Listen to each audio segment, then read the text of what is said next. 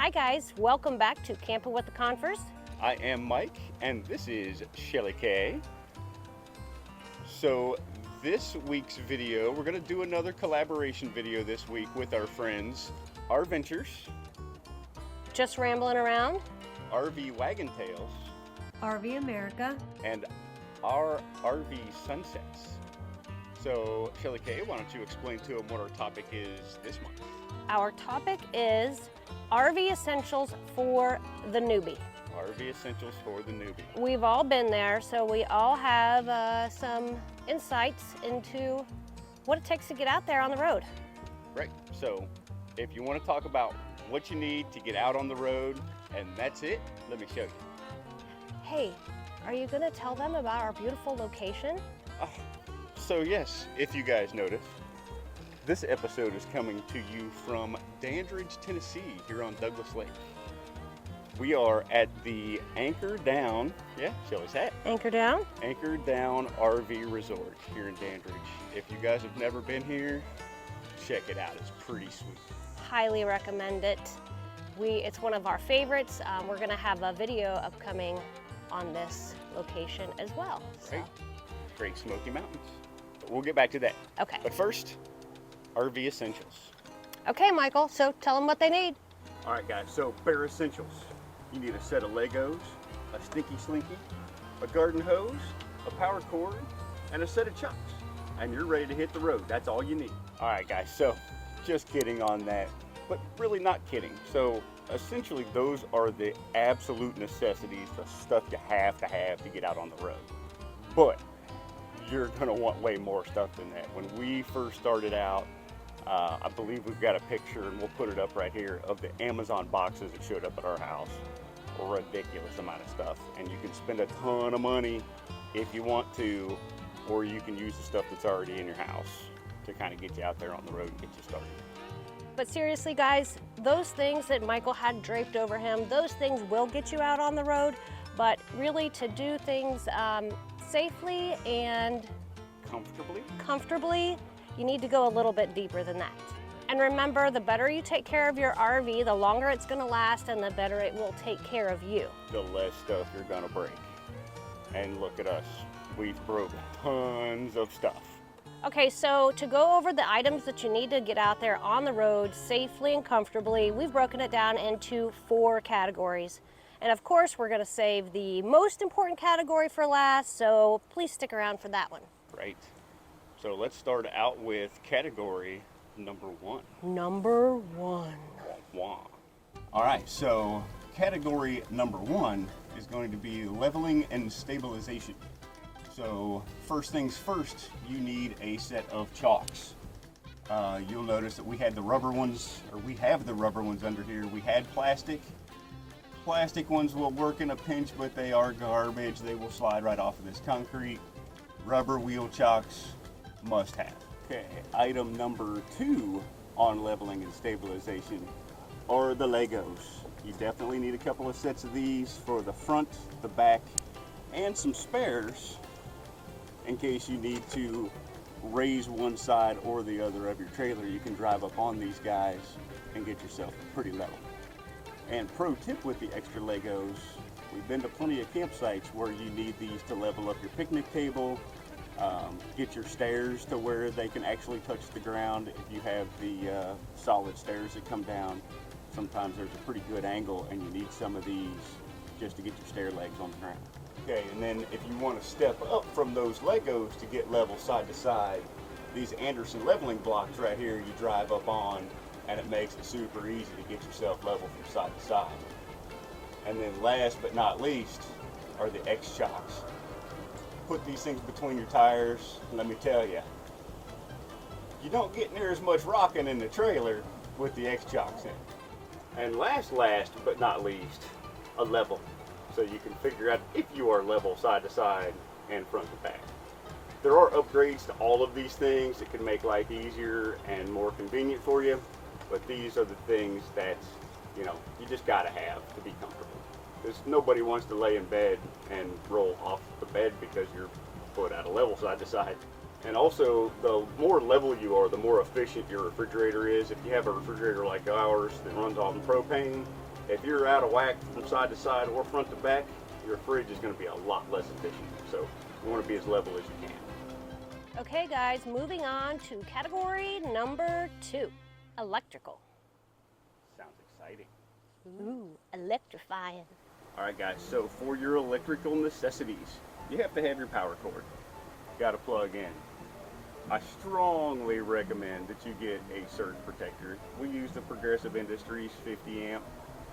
You don't have to have it, but if you don't have it and there's a surge of electricity during a storm, it will smoke the entire inside of your camper's electrical system and you'll just be up a creek without a paddle. So strongly recommend a surge protector. With that, you also have the dog bones. We have a 50 amp camper, so we have a 30 amp to 50 amp dog bone and a 50 amp to 20 amp dog bone, just depending on what our service is at our box at a campsite. So another nice to have outside of your power cord is an extension cord just to plug in. If you have a wife like mine that likes to have all kinds of fancy lights and stuff at her campsite, it's really nice to have just a regular extension cord too. Okay guys, moving on to category number 3, and that is plumbing. Let's go. All right guys, so as far as plumbing stuff goes, let's start with the stinky slinky. So you gotta have your stinky slinky to get your tanks emptied out into your hookups. The second thing in the plumbing is gonna be your water regulator. Spend the extra money on your water regulator. You're gonna have a lot better luck with a nicer one. Good ones aren't cheap and cheap ones aren't good. The third thing that I recommend in your water system is a water filter. You can even get these cheap ones. You can pick them up at Walmart. They're not going to get rid of the bacteria and stuff that's in your water, but it is going to keep the sediment from coming through into your rig and getting your lines plugged up and stuff. So worst case scenario, get some of these cheap ones like this just to keep the sediment out of your lines. And what does a water regulator do? The water regulator lowers the water pressure down to something more reasonable in your rig. So ours is rated for, I don't let ours go over 45 pounds of pressure. Some places, the campgrounds you go to at this spigot, it might be 90 pounds of pressure. So if you release that 90 pounds into your rig, it's gonna blow all of your connections and stuff to pieces and you're gonna have a ton of leaks. So it's a must have, in my opinion. And then the last thing in your water system is your garden hose. You can use any cheap garden hose that you want. I prefer the 0G freshwater drinking water hose. It's super long for this site. We just happen to be close to our spigot, but strongly recommend the 0G drinking water hose. So the 0G, super light, it's flexible. They say it doesn't get tied in knots. I've tied mine in knots a couple of times, but it stows away nice and small and it does a great job. And last but not least, the one thing that you need to get for your water system is septic safe toilet paper. You don't have to get RV safe toilet paper. They just rip you off at the RV shops. The septic safe stuff breaks down just as good. And you can also add different tank treatments to your black and gray water tanks. There's a lot of controversy out there. Do they work? Don't they work? We've used several different ones. Some of them do a meh job. Some of them have done nothing. But again, that's one of those things. It's up to you. Hey guys, before we get to our 4th and final category, if you found this information helpful, can you do us a favor and give this video a thumbs up? And if you're not yet a subscriber, can you join our channel? Please consider it. We'd love to have you on board. So the 4th category that we find essential for RV newbies, I can't say it. Okay guys, so the 4th category that we find essential for RV newbies to have to hit the road is safety. All right guys, so as far as safety goes, bare necessities in my mind is at least have a tire gauge so you can check the tire pressure, the air pressure in your tires before you leave to go on your trips. Make sure that tire pressure is good. If you want to upgrade from this, something really nice is a TPMS system. We use the Easy Tire system. They just screw onto the valve stems on your tires, read your temperature and your air pressure all from the cab of your truck so you can see what's going on with your tires.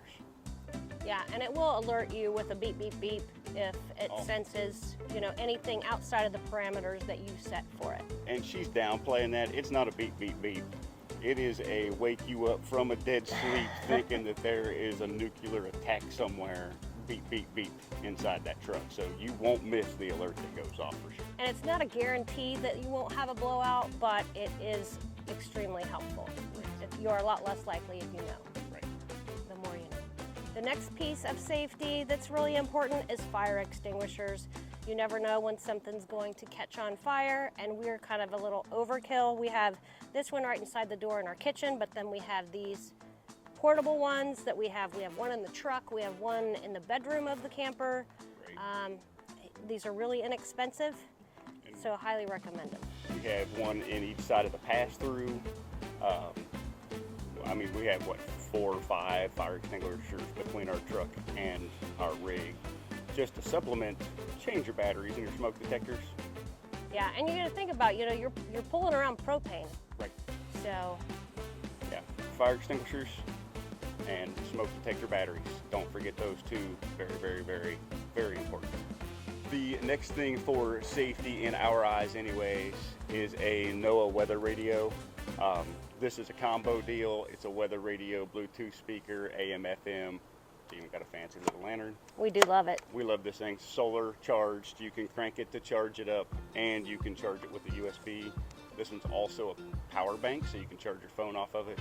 But the NOAA weather radio will save your bacon. If you think there's a storm rolling in, pick this bad boy on, and regardless of where you are in the United States, you'll pick up one of the channels, I think, that are on these things, and you'll be able to hear what's coming at you. Yeah, and full disclosure, we did not have one when we first got our camper, and that was one of the mistakes that we made. So we're telling you up front so you don't make the same mistake that we did. Right. We actually have 3 of these now, 1 in the truck and 2 in the trailer, just in case the batteries do decide to go dead in one of them. Yeah, because you don't know if you're driving and the storm's coming, or if you're just set up at your campsite. So it's good to have. Belt and suspenders, guys. Belt and suspenders. Okay, so the next thing on our safety list is a first aid kit. Our first aid kit is pretty It's a little ridiculous. expensive. We have a lot of stuff in here. We're ready. I'd rather have it and not need it than need it and not have it. Yeah. So at the very least, have a small first aid kit that would take care of the major things. And pro tip: don't put it in a place in your trailer that you can't get to when the slides are in. We had an incident, car crash in front of us. We stopped to help out. Our first aid kit was up in our bedroom. We can't get to the bedroom with our slide in. Yeah. So on the side of the highway, I had to stand there and wait for the slide to go out so I could get to my first aid kit to go help this fella out. So. Oh, and you know how slow those slides move. Oh my goodness, why this guy's, we won't go into that. Right, so have it readily accessible for use regardless. If you're at your campsite, cool, keep it in the camper. If you guys take off, go out for a road trip or whatever, grab it out of the camper and throw it in the truck just in case. Yeah, and so the last piece of safety is information. Yes, know your height, know your weight, know your width. There's nothing worse than coming up on a bridge that you can't fit under, or you don't know that you can't fit under because you don't know how tall you are or how much you weigh or how wide you are. So just jot it down on a post-it note, stick it on the dash of your truck, put it on a label maker and stick it under your sun visor, something, just so you don't have to try to remember all those numbers. You can just flip down your sun visor, bam, right there they are. You'll know what your heights and weights and stuff are. Yeah, and be sure that your tow vehicle is rated to pull the size of trailer and weight of trailer that you are carrying. Right, and Pulling. pay attention to all the numbers on those trucks. So when we first started, we bought a half-ton towable trailer, and it fit in the numbers of that truck that we had, but it was not a comfortable ride. So it never hurts to go a little heavy on the truck compared to what your trailer is. Of course, you have all your interior items, your bedding and your dishes and your pots and pans and those kinds of things, but there's no need to run out and buy all that stuff brand new. You can either take stuff from your home base or pick stuff up at a secondhand store, you know, paper products. So don't let that stop you, and don't feel like you have to go buy all that stuff to get on the road. Right, and you know you've got an extra skillet at the house that you don't use very often, just throw that one in the camper. And then you'll start living this minimalist lifestyle, as they like to call it. We're not really minimalist, but you'll realize how much stuff you don't really use at your house, like the 17 plastic stir spoons that you have at the house. Just take one of those and put it in the camper, and then you don't have to buy new stuff. Okay guys, that's a wrap. That's the 4 categories that we think you need to look at if you're an RV newbie. I've had a hard time saying that. So we had leveling and stabilization, plumbing, electrical, and safety. Safety. That's my big one.